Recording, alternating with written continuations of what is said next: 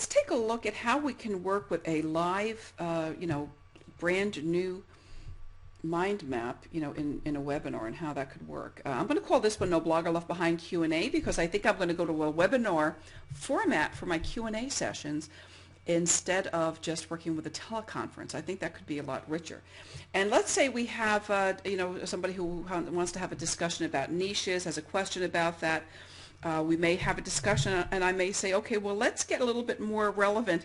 What are the niches you want to actually talk about so that we can, have a discussion that is going to really, really work for you. And, chances are we will have somebody in the crowd, especially in one of my crowds, that's going to want to talk about HUD homes. You may have somebody else who wants to talk about REOs, in more general terms. You may have somebody who wants to talk about first-time home buyers, and somebody else maybe about investor properties.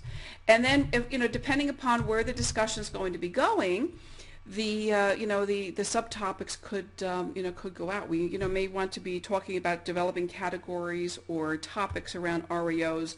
If that's what we're talking about, we may want to be talking about financing. We may be wanting to talk about inspections. We may want to talk about reselling, flipping. And again, we can do that in any one of those topics. Then we may want to, move to another topic, and somebody in the group may want to talk about, WordPress plugins.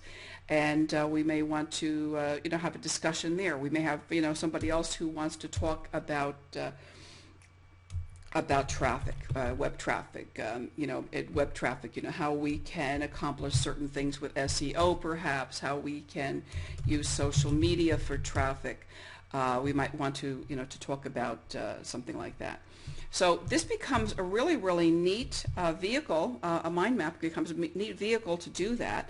At the end of the webinar, I can print off the into a PDF file. I can print the entire mind map and attach that to a replay of the webinar.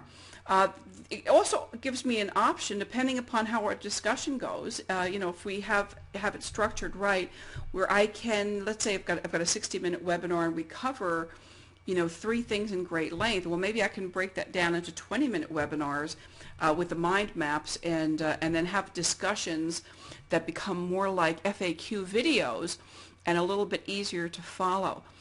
So I think that the mind map support is a great way to do a webinar, whether you're creating the mind map in advance or creating it on the fly. It's a great way to be interactive. People can be interactive. They can give you information. They can ask you questions. They can help you fill in the blanks here in the chat. They can do that all sorts of ways, and that could be a lot of fun. I think that's a great way to do that. Also, if you have a very, very small group, and it works okay, and there's not a lot of background noise, then you can invite people to share from their phones, on their headsets or with their microphones.